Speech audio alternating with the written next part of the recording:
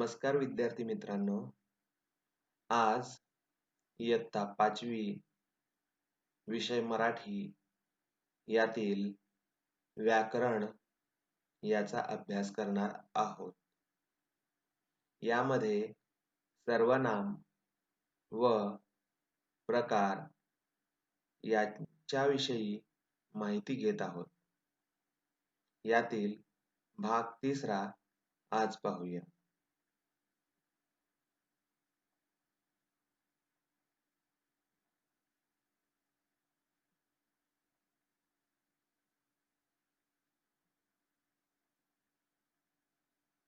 मुलांनो, तुम्हाला माहीतच आहे, वाक्यामध्ये शब्द हे असतात. शब्दांचे वाक्यातील कार्य काय, त्यावरून शब्दांच्या जाती तयार होतात. शब्दांच्या जाती यातील विकारी व अविकारी असे 2 भाग आहेत. यातील विकारीतील पहिला जो प्रकार आहे, नाम व नामाचे प्रकार यांची माहिती तुम्ही घेतलेली आहात. यानंतर दुसरा जो प्रकार आहे, सर्वनाम व सर्वनामाचे प्रकार यांची माहिती तुम्ही घेत आहात. यानंतर पुढील प्रकार जो तुम्ही अभ्यासणार आहात तो म्हणजे विशेषण. याची माहिती तुम्ही अभ्यासणार आहात.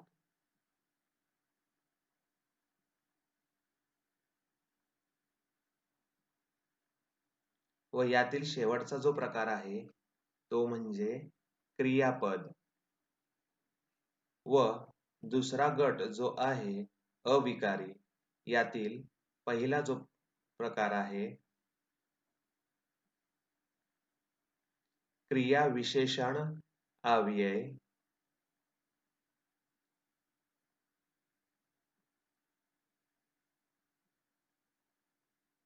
त्यानंतर पुढचा प्रकार आहे शब्दयोगी अव्यय.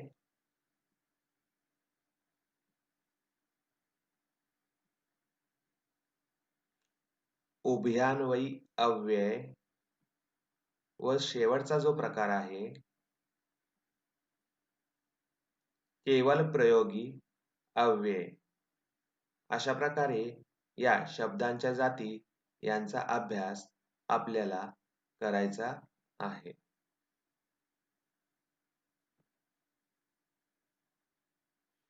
सर्वनाम म्हणजे काय हे मुलांनो तुम्ही अभ्यासले आहात. पहा, सर्वनाम नामाच्या ऐवजी वापरल्या जाणाऱ्या विकारी शब्दाला सर्वनाम म्हणतात. उदाहरणार्थ, राधा मंदिरात जाते. या वाक्यात जे नाव आहे त्याऐवजी कोणते शब्द वापरले जातील? पहा मुलांनो,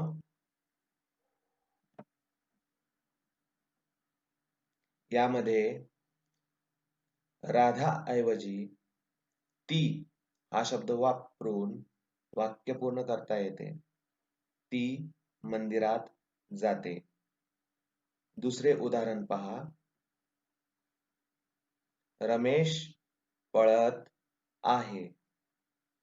या वाक्यामध्ये नाव कोणतं आहे? रमेश. व आपल्याला या नावाऐवजी दुसरे शब्द वापरायचे आहे. पहा उत्तर, तो पळत आहे. यावरून आपल्याला असे समजते, नावाऐवजी वापरलेले जे शब्द असते ते म्हणजे सर्वनाम होय.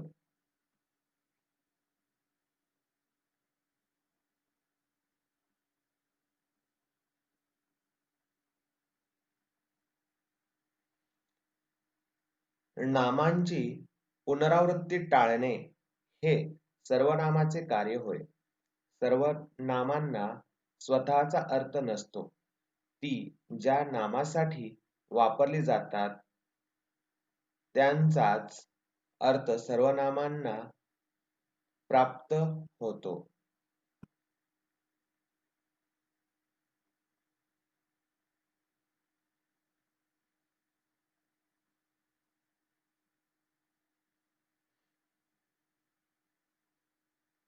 सर्वनामाचे प्रकार. मुलांनो, पहिले 3 प्रकार अभ्यासलेले आहे. आज पुढील 3 प्रकाराचा अभ्यास करणार आहोत. त्यातील पहिला जो आहे प्रश्नार्थक सर्वनाम, दुसरा आहे अनिश्चित सर्वनाम व शेवटचा आहे आत्मवाचक सर्वनाम. यांचा आज अभ्यास करणार आहोत.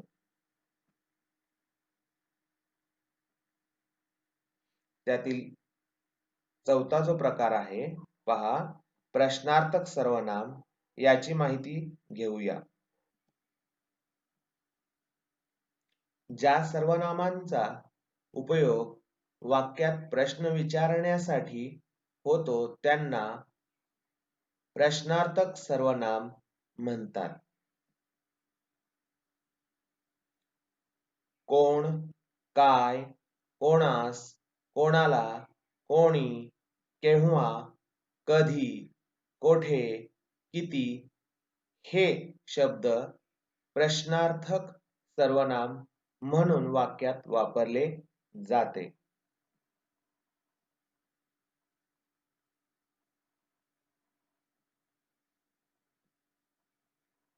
प्रश्नार्थक सर्वनाम त्याची थोडी माहिती पहा. एखाद्या नामाला प्रश्न विचारण्यासाठी वापरलेल्या प्रश्नसूचक शब्दाला प्रश्नार्थक सर्वनाम असे म्हणतात.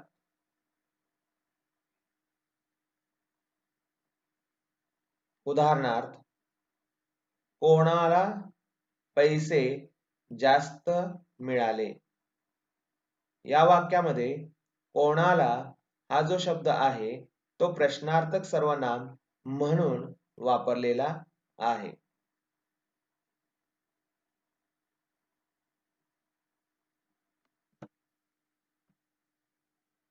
पहा मुलांनो, येथे एक उदाहरण आहे.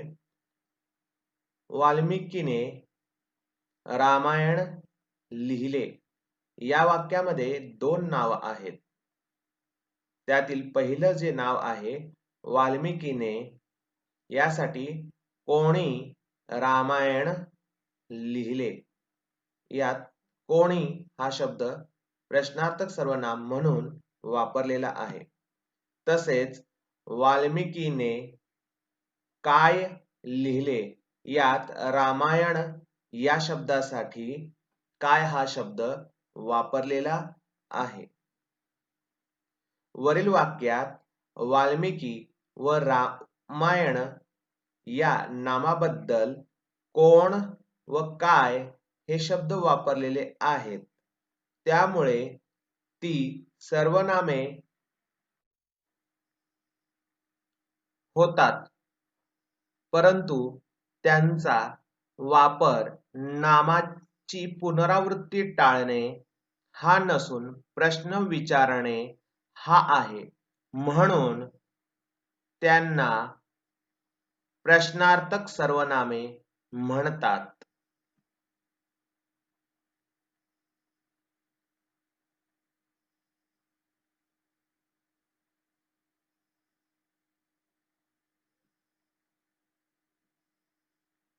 प्रश्नार्थक सर्वनाम ओळखण्याची खूण. या वाक्याच्या शेवटी प्रश्नचिन्ह येते. उदाहरणार्थ, तुझे नाव काय? कोणाला गुण जास्त मिळाले? तुला कधी बक्षीस मिळाले? तिकडे कोण आहे? तुझ्याकडे किती रुपये आहेत? या वाक्यामध्ये असलेले लाल रंगाचे शब्द हे प्रश्नार्थक सर्वनाम म्हणून वापरलेले आहे व वाक्याच्या शेवटी प्रश्नचिन्ह वापरलेला आहे. म्हणून या शब्दाला प्रश्नार्थक सर्वनाम असे म्हणायचे. यानंतर दुसरा प्रकार आहे अनिश्चित सर्वनाम.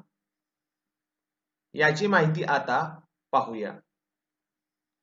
कोण व काय ही सर्वनामे वाक्यात जेव्हा प्रश्न विचारण्यासाठी येत नाहीत व ती नेमकी कोणाबद्दल आलेली आहेत हेही समजत नाहीत, त्यास अनिश्चित सर्वनाम म्हणतात. येथे आपल्याला काय समजते पहा मुलांनो.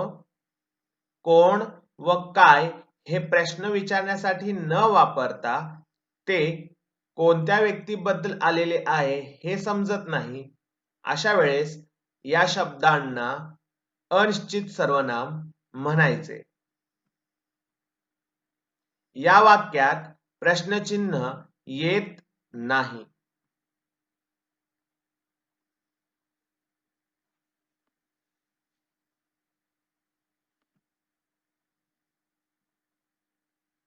उदाहरण,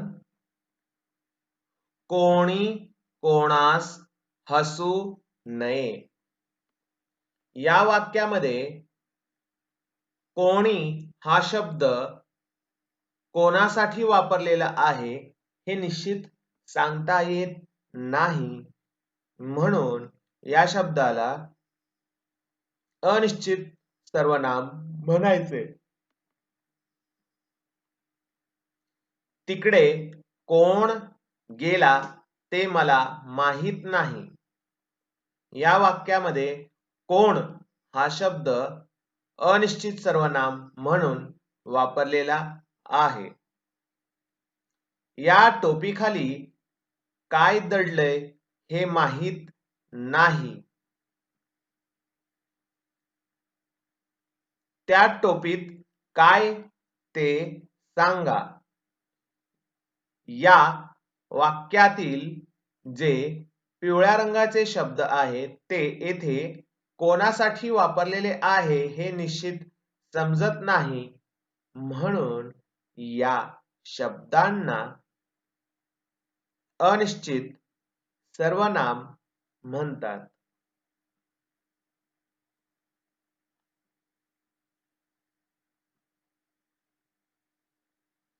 सर्वनाम व प्रकार यातील शेवटचा प्रकार आहे आत्मवाचक सर्वनाम. पहा मुलांनो,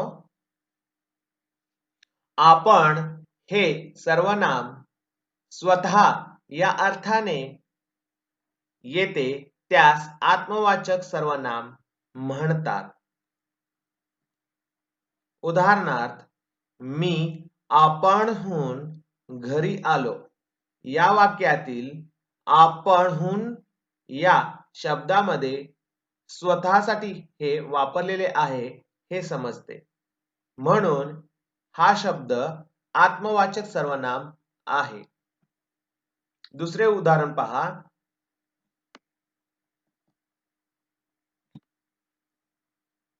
रामने स्वतः फोन केला. तिसरे उदाहरण आहे, मी स्वतः त्याला पाहिले. चौथे उदाहरण, तो स्वतःहून मला भेटला. या वाक्यातील आपण, स्वतः हे शब्द स्वतःसाठी वापरलेले आहेत, म्हणून यांना आत्मवाचक सर्वनाम म्हणायचे.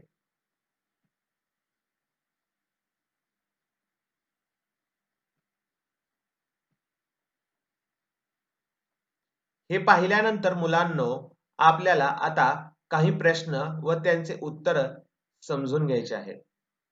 पहा, खालील प्रश्नांची उत्तरे सांगा. प्रश्न पहिला, मुलांनो नीट वाचा. पहा, आत्मवाचक सर्वनाम असलेले वाक्य ओळखा. इथे 4 वाक्य दिलेले असतील, त्यातील आत्मवाचक सर्वनाम असलेले वाक्य कोणते ते तुम्हाला ओळखायचे आहे. पहा, पर्याय क्रमांक 1,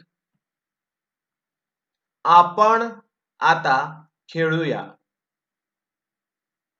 दुसरा पर्याय आहे, आपण केव्हा येणार. तिसरा पर्याय आहे, आपण आमचा मान राखलात. व चौथा पर्याय आहे, ती आपणहून आली. यातील योग्य पर्याय ओळखा मुलांनो व उत्तर सांगा. मी तुम्हाला थोडासा वेळ देत आहे.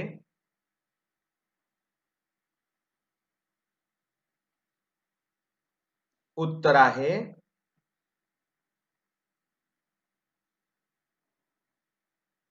पर्याय चौथा, ती आपणहून आली. पुढील प्रश्न पहा.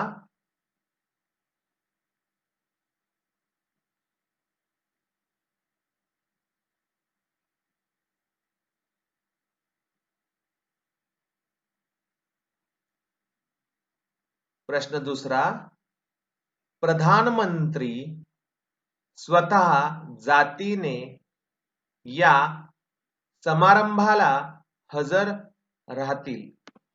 या वाक्यातील स्वतः हा जो शब्द आहे, याबद्दल तुम्हाला या पर्यायातील योग्य उत्तर शोधायचे आहे. पहा, पर्याय क्रमांक 1, संबंधी सर्वनाम. पर्याय दुसरा, विशेषण. तिसरा, सामान्य नाम. व चौथा पर्याय आहे आत्मवाचक सर्वनाम. यातील स्वतः हा कोणता शब्दाचा प्रकार आहे? पहा मुलांनो, उत्तर आहे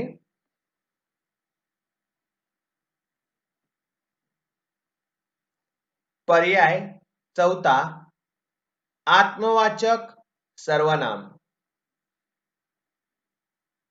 पुढील प्रश्न पहा मुलांनो.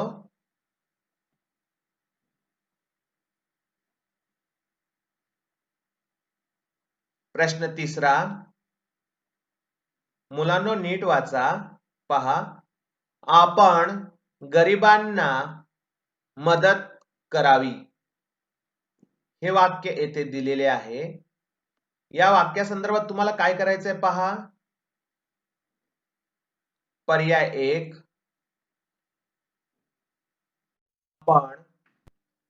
आपण. पर्याय क्रमांक 2, गरिबांना. पर्याय 3, मदत. पर्याय 4, करावी. या वाक्यातील सर्वनाम तुम्हाला ओळखायचं आहे. उत्तर पहा मुलांनो.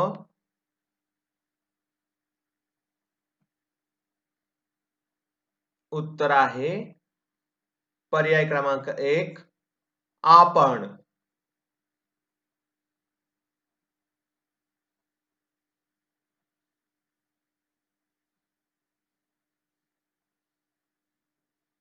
प्रश्न 4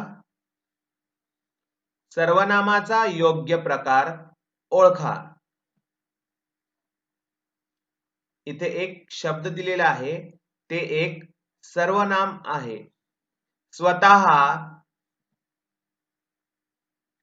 पर्याय पहा, संबंधी सर्वनाम, पर्याय दुसरा आत्मवाचक सर्वनाम, पर्याय तिसरा दर्शक सर्वनाम व शेवटचा पर्याय आहे प्रश्नार्थक सर्वनाम. यातील योग्य पर्याय शोधा पाहू.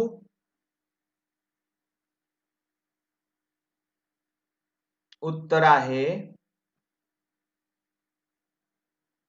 पर्याय क्रमांक 2 आत्मवाचक सर्वनाम. पुढील प्रश्न पहा.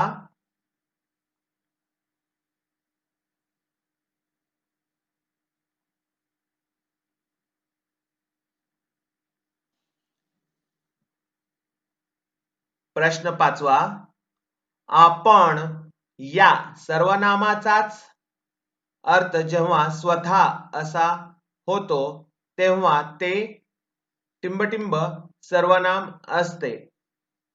सांगा पाहू मुलांनो. पर्याय क्रमांक 1 दर्शक, पर्याय क्रमांक 2 प्रश्नार्थक, पर्याय क्रमांक 3 स्तुतिवाचक व पर्याय क्रमांक 4 आत्मवाचक. उत्तर काय आहे मुलांनो पहा. उत्तर आहे पर्याय क्रमांक 4 आत्मवाचक.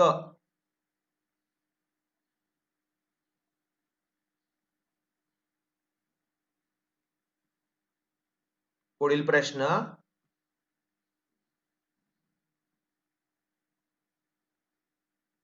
प्रश्न 6वा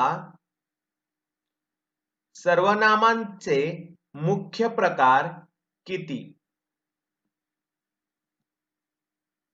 पर्याय आहे पर्याय क्रमांक 1 5,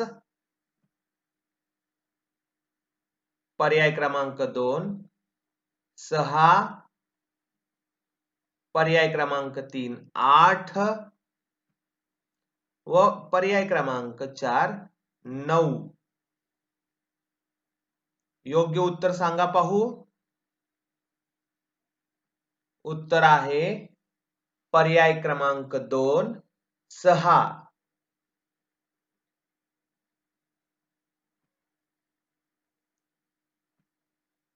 प्रश्न 7वा पहा मुलांनो.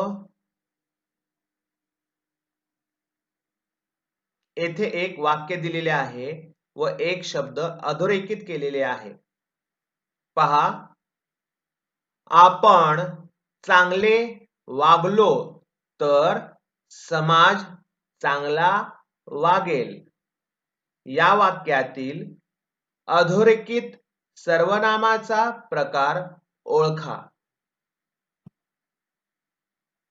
पर्याय क्रमांक 1 पुरुषवाचक, पर्याय क्रमांक 2 आत्मवाचक,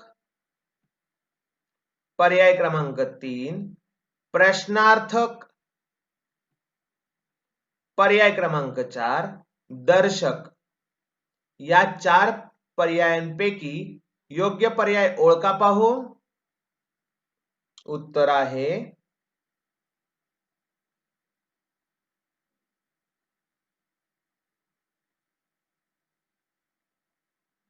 पर्याय क्रमांक 2 आत्मवाचक. पुढील प्रश्न पहा मुलांनो.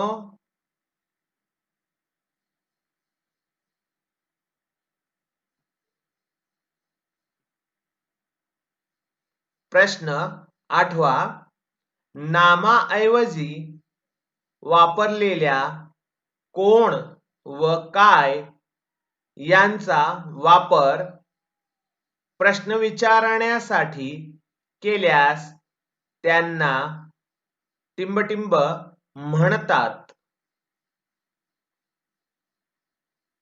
पर्याय पहा मुलांनो. पर्याय क्रमांक 1 अनिश्चित सर्वनामे. पर्याय क्रमांक 2 प्रश्नार्थक सर्वनामे. पर्याय क्रमांक 3 विशिष्ट सर्वनामे. पर्याय क्रमांक 4 यापैकी नाही. सांगा पाहू मुलांनो, या प्रश्नाचे योग्य उत्तर कोणते? मी तुम्हाला थोडासा वेळ देत आहे.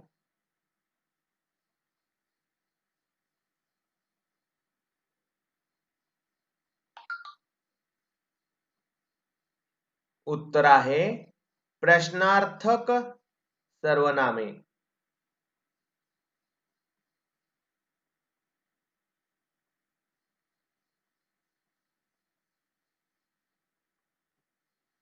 प्रश्न 9वा पहा मुलांनो. कोण व काय यांचा वापर प्रश्न विचारण्यासाठी न करता इतर वाक्यात नामाऐवजी केल्यास त्यांना टिंबटिंब म्हणतात. पर्याय आहे अनिश्चित सर्वनामे. पर्याय क्रमांक 2 प्रश्नार्थक सर्वनामे. पर्याय 3 विशिष्ट सर्वनामे व पर्याय क्रमांक 4 यापैकी नाही. सांगा पाहू. प्रश्न तुम्हाला थोडासा बदलून दिलेला आहे. उत्तर आहे पर्याय क्रमांक 1 अनिश्चित सर्वनामे.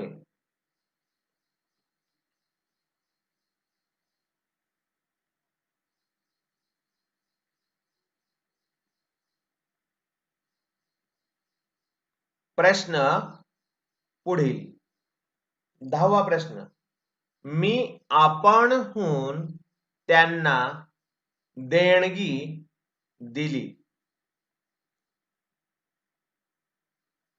या वाक्यातील आपणहून हा जो शब्द आहे तो कोणता आहे ते तुम्हाला पर्यायातून शोधायचं आहे. पर्याय 1 पहा पुरुषवाचक.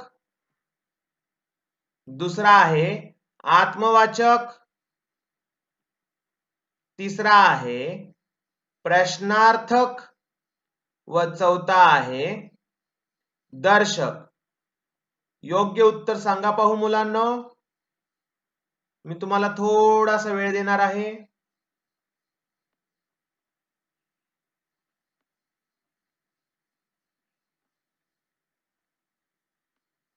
उत्तर आहे पर्याय क्रमांक 2 आत्मवाचक. अशा प्रकारे मुलांनो सर्वनाम व त्याचे प्रकार यांची माहिती घेतली.